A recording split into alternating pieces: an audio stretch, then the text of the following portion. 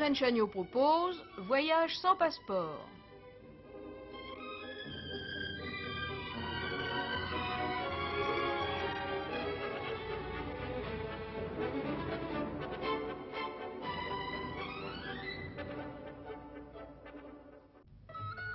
Nous sommes en Italie, à Lipari très exactement. C'est un 25 août, ça fait un peu en avance, mais cela réchauffe. Et c'est aussi la fête du village. Tout se passe dans la rue principale du port de Lipari, comme vous pouvez l'imaginer. L'île est assez pauvre, tout le ravitaillement vient de Sicile. Et à l'occasion de cette fête, on apporte fruits et pastèques, vendus en tranches pour 5 à 10 livres, que l'on dévore sur place. Le marchand de poissons salés est aussi venu en cet honneur, lui. Ces deux géants font aussi partie de la fête. Ils s'en vont d'île en île, de village en village. Ils sont fabriqués très grossièrement.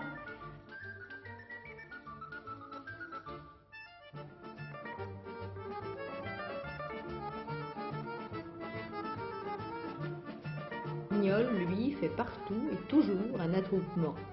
Et sitôt la demi-heure de spectacle terminée, le propriétaire met son guignol sur son dos et s'en va sur la piazza voisine pour donner une nouvelle séance de guignol, ou plutôt, puisque nous sommes en Italie, de Puccinella.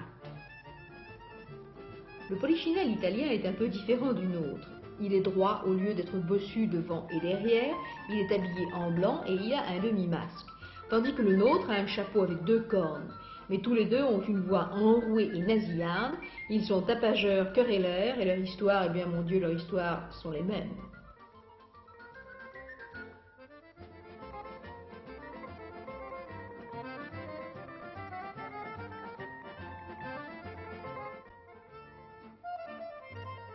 On se distrait partout et comme on peut. Ceci est un jeu de cartes national. Quelles en sont les règles? Ça, j'avoue franchement ne pas pouvoir vous les donner, mais peut-être les connaissez-vous.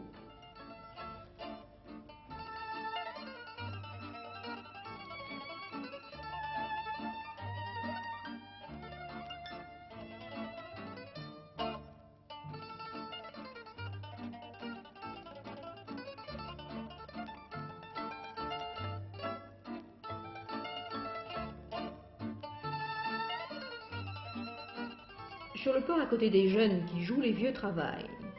Un travail fait de patience, car il s'agit de démêler et d'enrouler un cercle de kilomètres de fil auxquels sont fixés des hameçons, ceci pour préparer la pêche de la nuit. Parfois, malgré le nombre impressionnant de hameçons, il n'y a que 2 ou 3 poissons pris au piège le lendemain matin. Eh oui, ce n'est guère encourageant.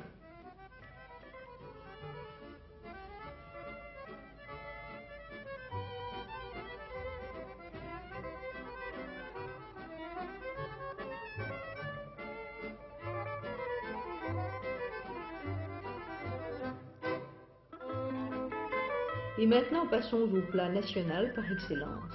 Regardez ces enfants. Leur métier, car ils en ont un, transporter des tasses d'espresso à travers la ville sur un petit plateau.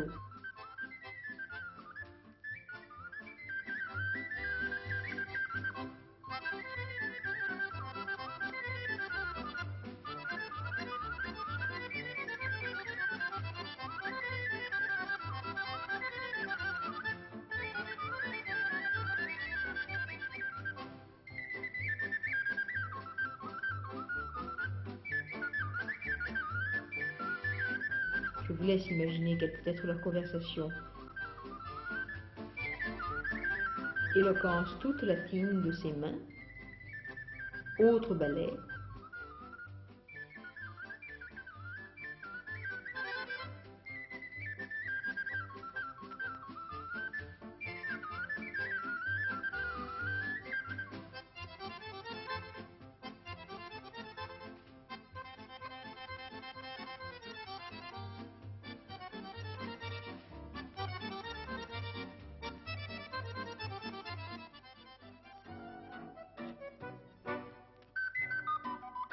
La tomate sévit généreusement dans l'île.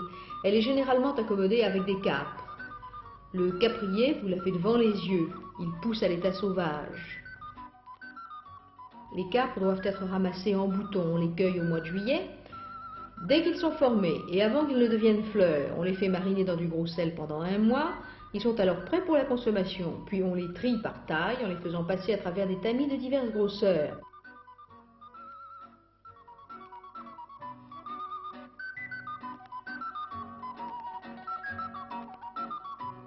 Ensuite, on les met en sacs de plastique de 5 ou de 10 kg et on les place dans des caissettes pour les expédier. Nous avons affaire ici à une des plus grandes exploitations de l'île. Sur place, on en consomme énormément.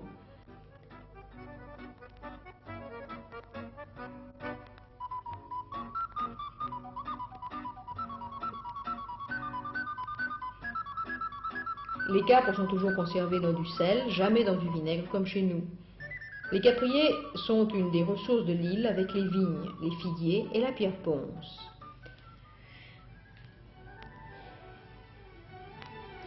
Ces grosses barques que vous voyez à l'ancre dans le port de Lipari sont chargées jusqu'au bord de pierre ponce. Elles sont si chargées même qu'elles ne peuvent naviguer que par mer très calme. Sinon la cargaison arriverait mouillée, ce qui serait catastrophique. Elles sont là depuis 8 jours à attendre le calme plat. Et pourtant regardez la mer, elle n'a pas l'air mauvaise. Des bateaux de tout tonnage qui proviennent de tous les pays du monde, même d'Amérique, viennent s'approvisionner au pied de cette montagne qui est tout entière formée de ponces. La réserve est loin d'être épuisée, comme vous voyez, et on peut encore tacher ses doigts d'encre, sans craindre d'être à court. Cette montagne est un ancien volcan. Son cratère éteint produit non seulement de la pierre ponce, mais aussi de l'obsidienne. L'obsidienne, c'est cette pierre noire, veinée de blanc, brillante, tranchante comme du verre, dont les Mexicains, par exemple, faisaient des couteaux pour les sacrifices. Ce gisement est le seul d'Europe, avec celui d'Islande.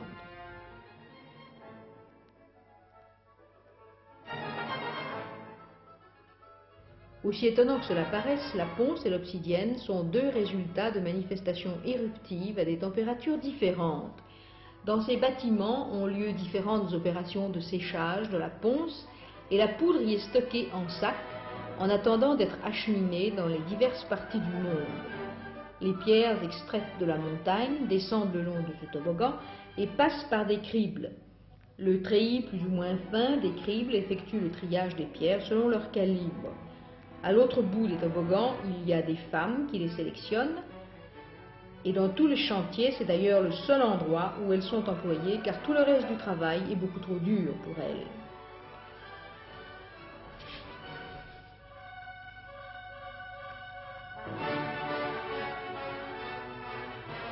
La grosseur des pierres varie de la taille d'un œuf à celle d'une tête d'homme environ. De toutes les qualités diverses que produit la montagne, ce sont ces pierres qui ont le moins de prix.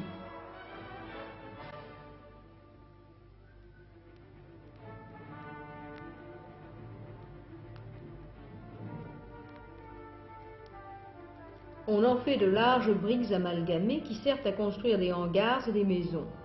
Des maisons bon marché, bien entendu. La ponce offre beaucoup d'avantages. Elle est très résistante au feu, elle ne fond qu'à plus de 1200 degrés, inaltérable, elle isole bien de la chaleur, du froid et du son. Dans le pays même, on en pave les rues.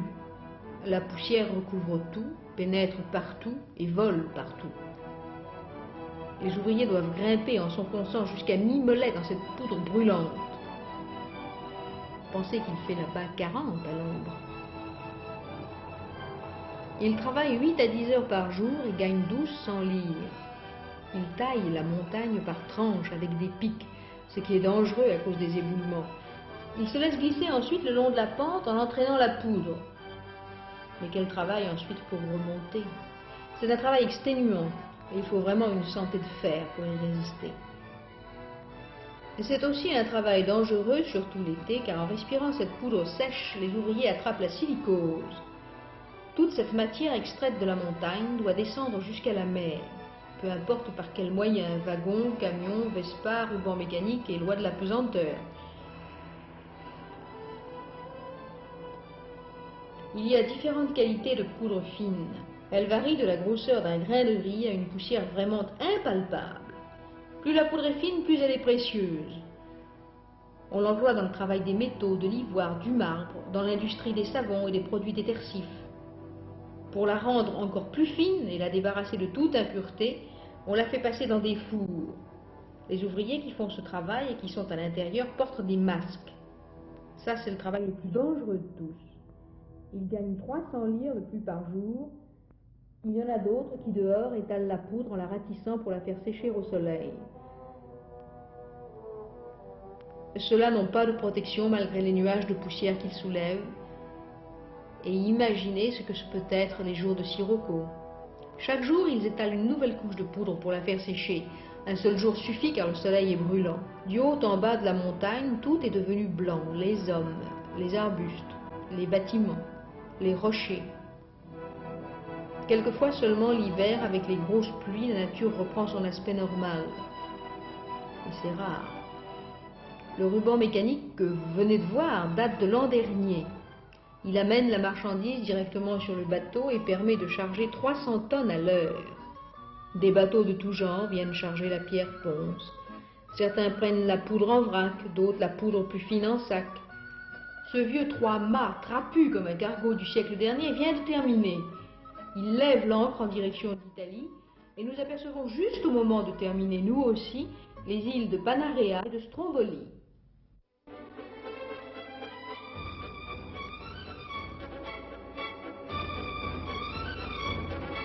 Irène Chagnot vous a proposé Voyage sans passeport. Cette émission a été réalisée avec des films de Maxime Clairet. Montage René Gary, son Roger Fett et Jean-Paul Quincampoix. Script Marcel Aucher, illustration sonore Dominique Paladil, réalisation Solange Peter.